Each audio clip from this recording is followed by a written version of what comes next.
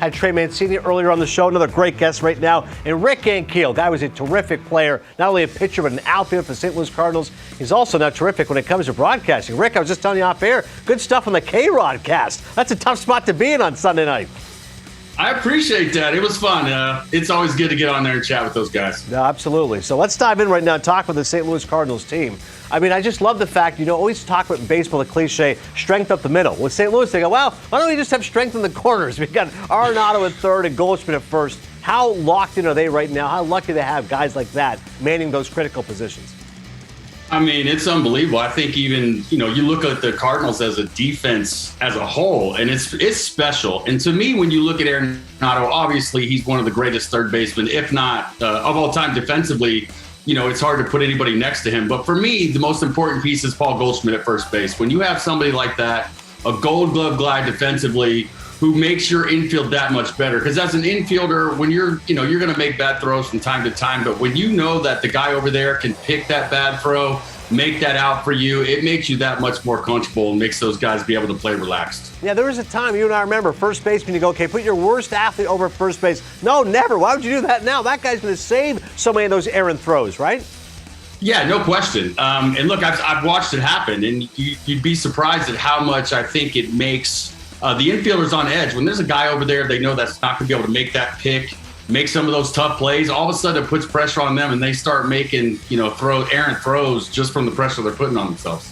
For Arenado, I'm just always amazed by the range. Now, I know a lot of third base, and they play so far back now because of the strength of their arms, but I feel like Nolan, Rick, goes to a different level in terms of how much ground that guy can cover and how strong his arm is. His awareness, man, of just where and why to be. I think that's what comes front and center for me when you watch him. And when he first came to the Cardinals, he'd get a relay throw and throw it to a second base or somewhere that the players really weren't expecting. And you could see he was catching our guys or the defensive guys off guard. They had to get used to him at how smart he was at paying attention to where he might be able to steal an out, otherwise where other people wouldn't even try. Yeah, he's got that certain confidence about him that he can make that play. Speaking of confidence, it's the word I always think of when I think of Adam Wainwright. I interviewed him years ago, and I said to him, you got Matt Harvey coming up next, and he looked at me and said, he's got me. And I said, that kind of confidence from Adam Wainwright, I think it's been one of the keys to why he's been so great for so long. What do you think? Yeah, I'll double down with that on you. It's about believing in what you can do, and that's something he's been really good at. The other thing when you talking about worrying about who you're pitching against, he doesn't pay attention to that, and that's one of the special things about him. He doesn't pay attention to who's in the box. If you watch him, he actually tries to keep his hat low, so when he gets the sign, he doesn't really want to see who's in the box. He wants to see what pitch he needs to make in what spot, and then he just tries to execute. It's pretty special. He is, and certainly speaking of special, the battery, of course, Yadi Molina turns 40 on Wednesday. So often we focus on Yadi's defense. For you as a former pitcher, what stands out to you if someone said to you, Yadi Molina, what makes this guy unique? Man, his baseball IQ. I mean, it's when you talk about a catcher behind the plate who's paying attention to 15 different things at once and able to control it in big situations, he's the guy. And I'll give you an example. I played for 6 different teams. As an outfielder, I want to know what's coming. So whether I'm getting the sign from the infielder or from Yadi himself, I always know what's coming. Well, when I went to other organizations and pressure situations came about, so whether that's a guy on second or bases loaded, sometimes the catchers get sped up and they forget to give you the sign, right? And now I can't get as good a jump as I want to get. But Yadi, in big moments, never forgot. His baseball acumen is far and above beyond anything.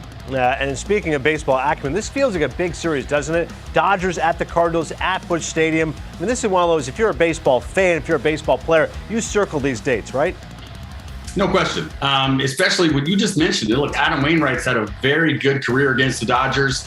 You got Gosselin going, who's 11-0, but this could be the waterfall that he doesn't want to run into. I think this is going to put Adam Wainwright in one of those moments for him where he's going to step up like this is a playoff game. He's going to treat it as such, and they might have their hands full tonight with the Cardinals. It seems like it's impossible to have a Rick Ankiel interview and not ask you about Ohtani because we have all these graphics and boards, right? Every time it says, well, the last guy who pitched this many innings and hit this many home runs was Babe Ruth and Rick Ankiel. So the obligatory Ohtani question, he's making his 50th start tonight. Rick, he's better this year than last year as a pitcher. He's got more Ks, he's got less walks, ERA's of .75. Is it as crazy to you as it is to me?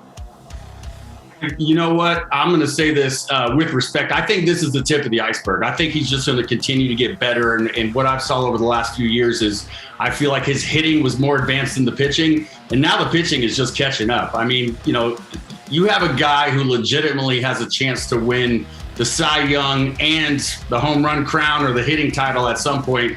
And I don't know if you're ever going to see that again. I think you'll see some two-way guys coming in the future, but I don't know if you're going to see a guy that's as talented to win 2 awards in the same year like that. It's amazing, man. Making the All-Star game 2 different positions. I forget. I always think St. Louis with you naturally, but well-traveled. Washington, KC, Mets, Atlanta, Houston. Because this show is called Pregame Spread, we love to talk food. Which of those cities, best food city, when Rick Ankiel was looking to dominate postgame? I'm going to have to go with New York.